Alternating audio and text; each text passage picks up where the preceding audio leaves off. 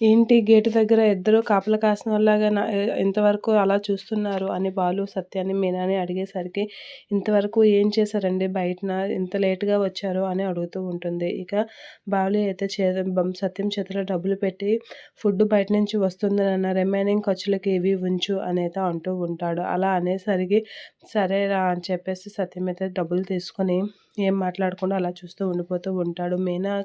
మౌనికకి ఏ లోటు రాకుండా చూసుకోవాలి నాన్న అని చెప్పేసి అయితే అంటూ ఉంటాడు. ఇక మీనా అయితే బాలు చేతికున్న దెబ్బను చూసి, ఏంటండి చేతికి దెబ్బ తగిలిందా అని అయితే అంటూ ఉంటుంది. అలా అనగానే ఇలాంటి దెబ్బలు వస్తుంటాయి, పోతుంటాయి. కానీ మౌనికకి మాత్రం ఆనందం కలకాలం ఉండేలా చూసుకోవాలి. తనకి ఏ లోటు లేకుండా చూసుకోవాలి.